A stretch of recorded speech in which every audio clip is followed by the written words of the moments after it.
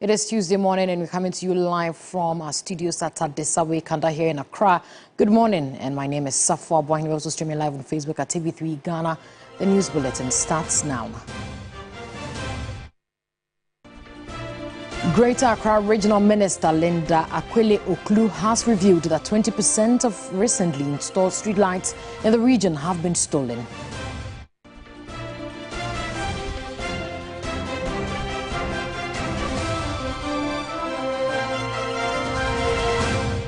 Also, President Mahamas to dismiss appointees who failed to declare their asset by close of Wednesday, May 7.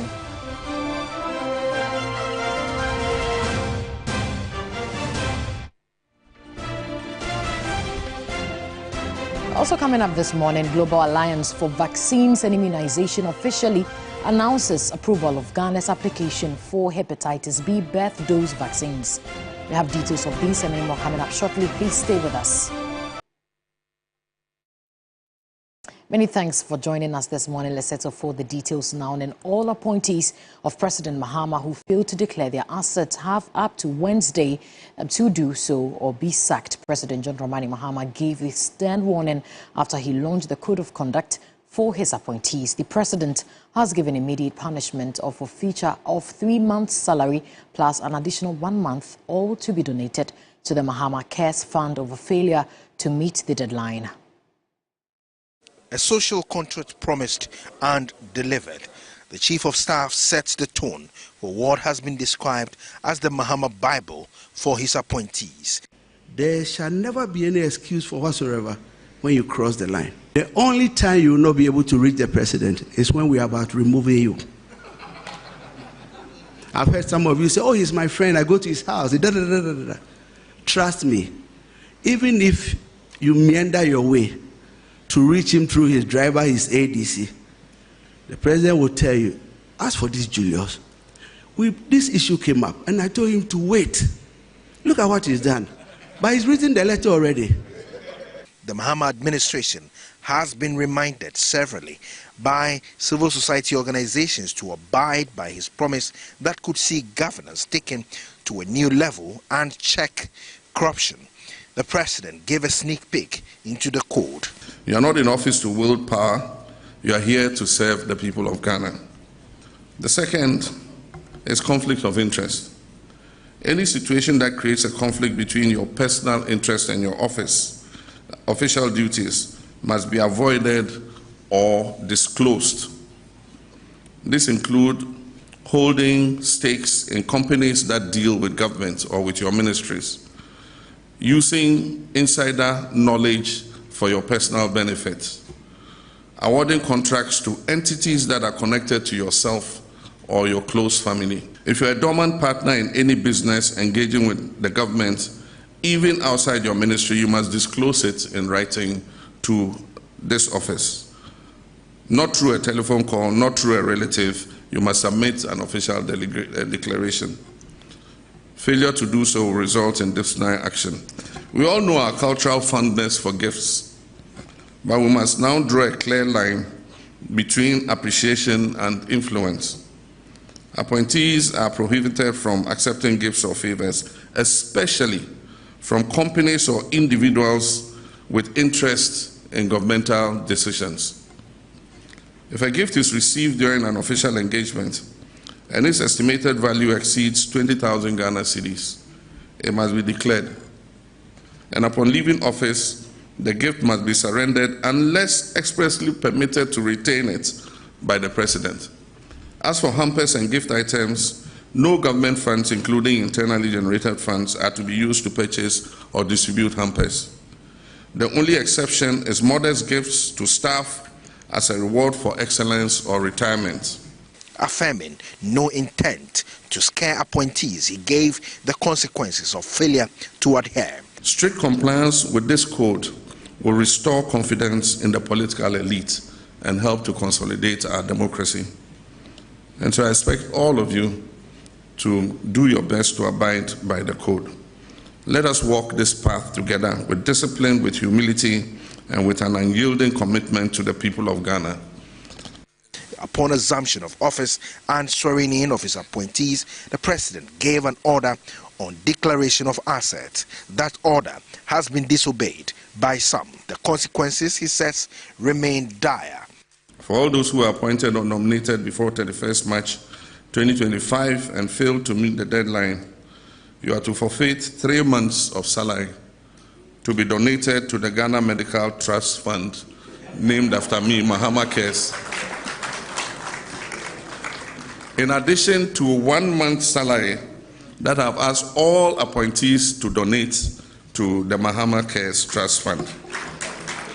So it means that those who omitted to declare assets by the date, you are paying 4 months' salary to Mahamas. However, if by close of day Wednesday, 7th May 2025, any of you still fails to declare your assets, count yourself automatically dismissed. Shortly thereafter, the president, who received 2 vehicles as donations, declared them and donated them to the state. We will be following this development keenly and will definitely bring you more updates on that, as tomorrow is the deadline given by the president. But away from the launch of the Code of Conduct, let's bring you some story on education. And the Minister for Education, Haruna Idrisu, has announced plans to rename the CK Tedam University of Technology and Applied Sciences. A bill to that effect will soon be laid before Parliament. This comes as part of a broader move to rename selected public universities across the country. Haruna Idrisu made the announcement during the swearing-in of the Governing Council of the University in Accra. The CK Tedam University, established in 2021, was created to equip students with the technological skills needed for the competitive global job market. But the university has struggled with major infrastructure deficits, which continue to affect academic work. From the onset, there has been public controversy surrounding the name of the institution. After 4 years, the government now says it is taking steps to formally change the name. Government has taken a decision to review the names of some of the universities, and therefore I will be presenting a bill to Parliament after a committee that I'll be putting in place review it. The minister stressed that the renaming exercise is not intended to diminish the legacy of individuals the universities were named after. Of many of the public universities that were done under the tenure of President Nana Addo Dankwa Akufo-Addo, it is not to say that those individuals are not deserving of it, but we would need to do it in a manner that recognizes, as I said, foundational ethos and historical identities. Still in Accra, the minister also inaugurated the Governing Council of the Tamale Technical University. He tasked the council to tackle ongoing conflict and unrest on the campus. Additionally, he charged the members to align with the government's 24-hour economy initiative by producing graduates who can establish and run their own businesses. President Mahamas have pledged a 24-hour economy. We've heard some of the naysayers saying that it's impossible, it will not succeed. It will succeed if institutions such as Tamale Technical University produces the entrepreneurial class that will not be dependent on the public sector but can generate businesses of their own. The minister further disclosed plans to allocate 2% of Ghana's oil revenue to support technical and vocational education across the country.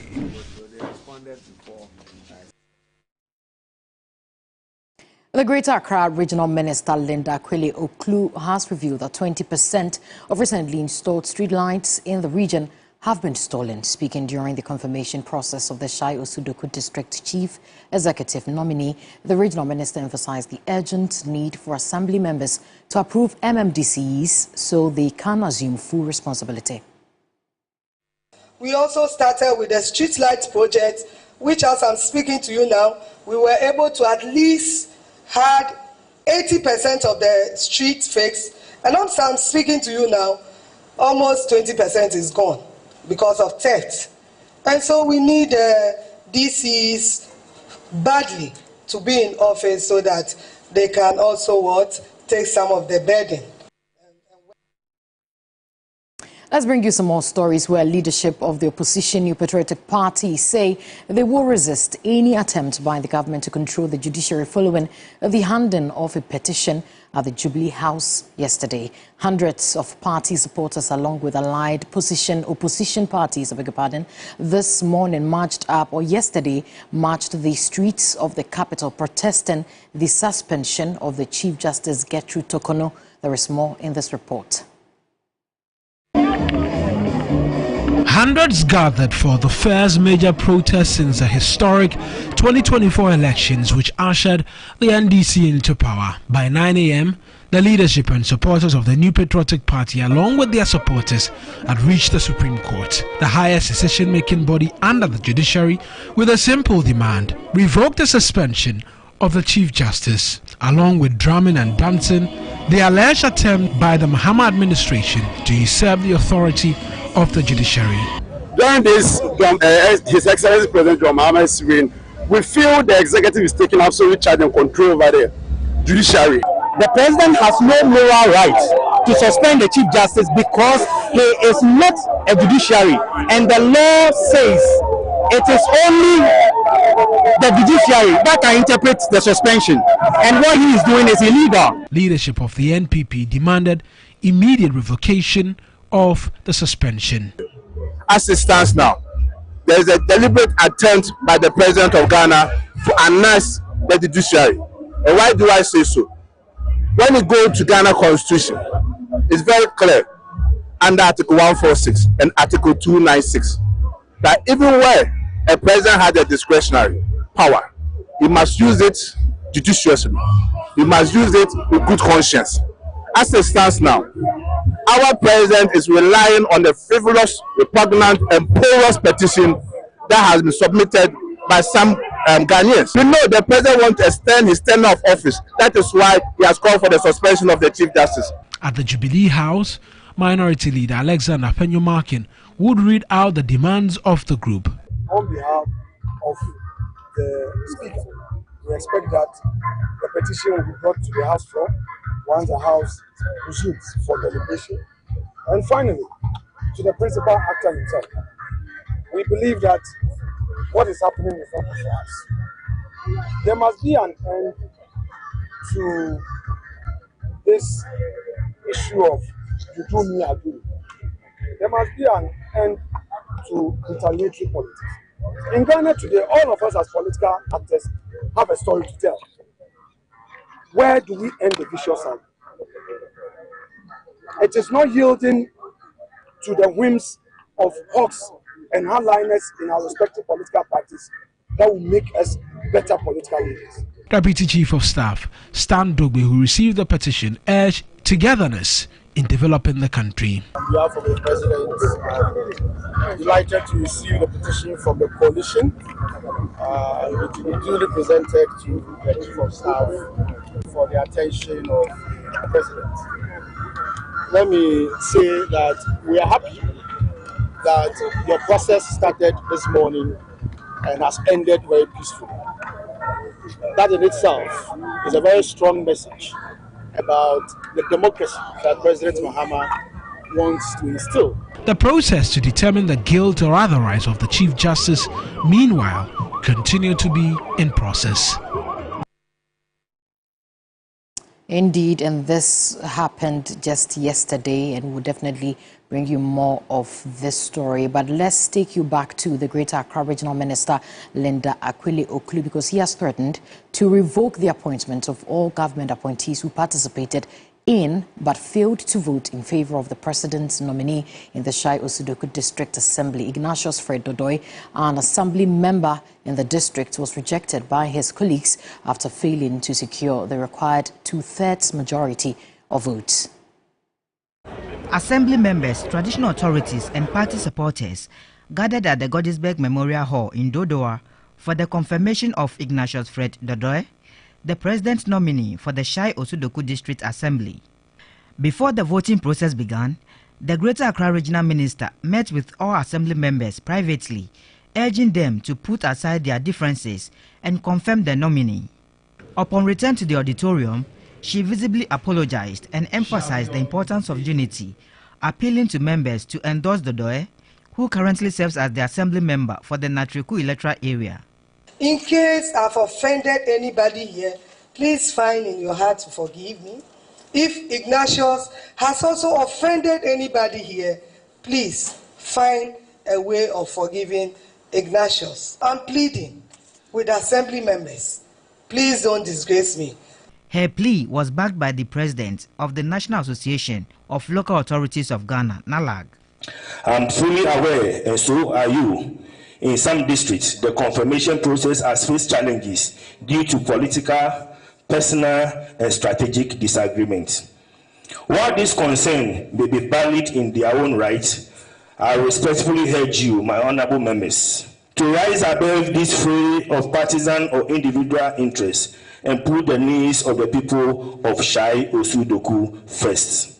Despite these appeals, the president's nominee was rejected by his fellow assembly members, garnering only 17 out of 32 votes.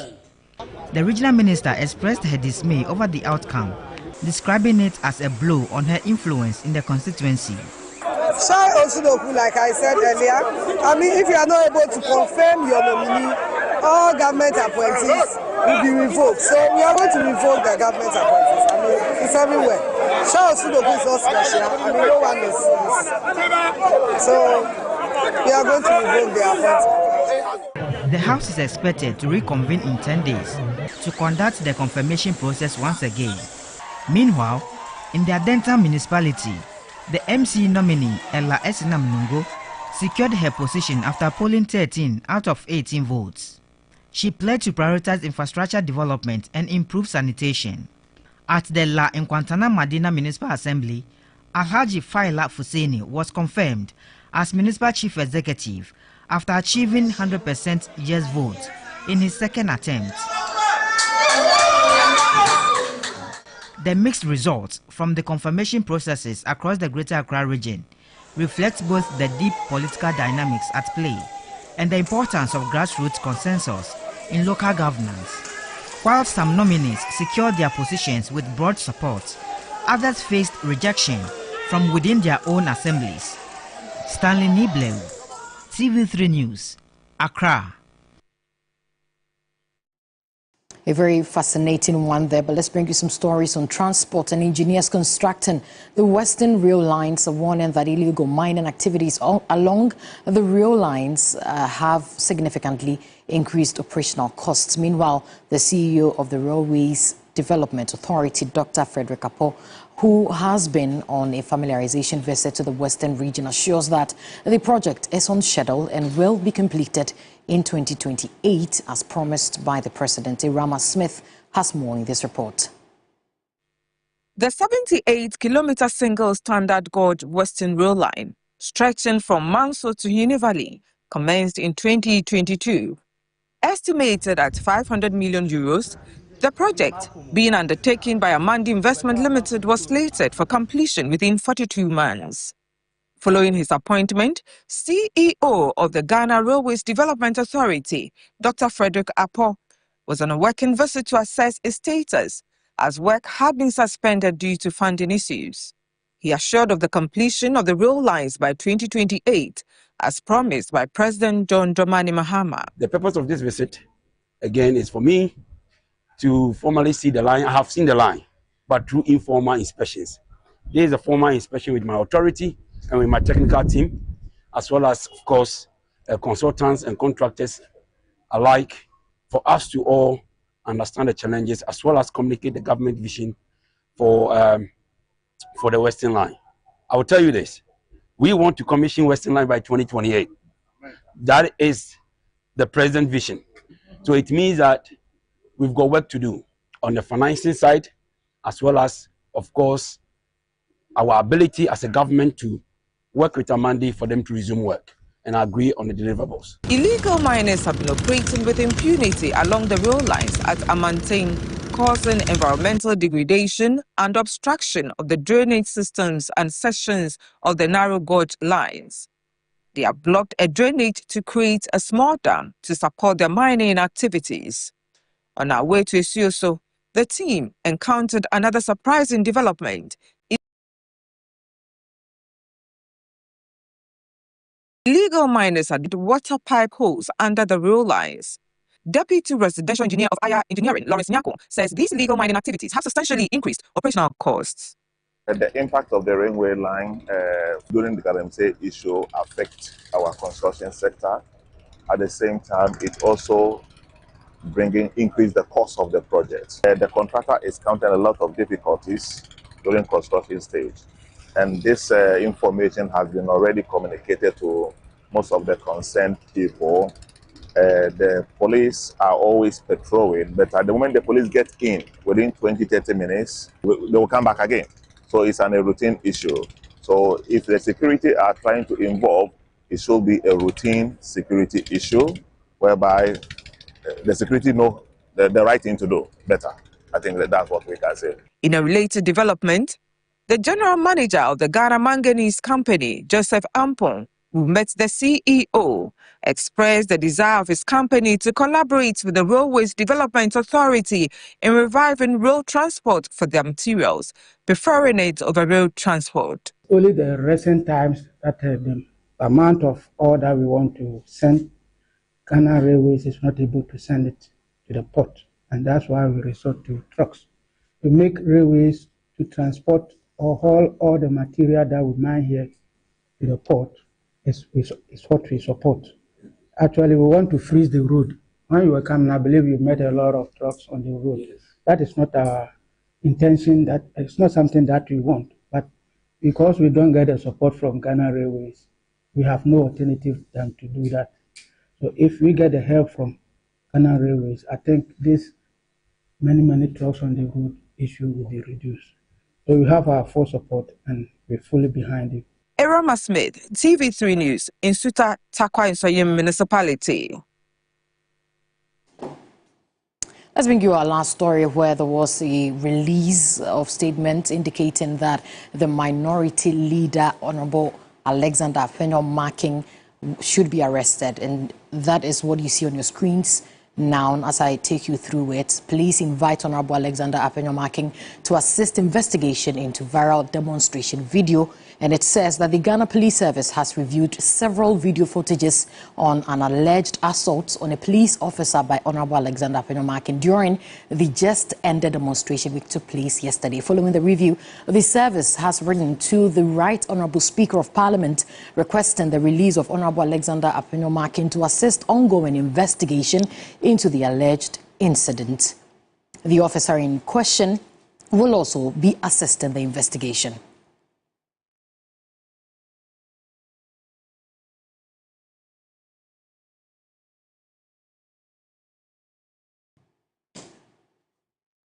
Well, sequel to this, Honorable Alexander Afenyo-Markin has also responded to the police invitation to help and assist in the investigation. We'll definitely be bringing you more of these stories as it develops right here on TV3. You have to stay tuned. But that will be all for the morning news right here on TV3. Many thanks for joining us here. New Day continues with Cookie T, Roland Walker, and the rest of the team. My name is Safwa Boahine. Have a wonderful day.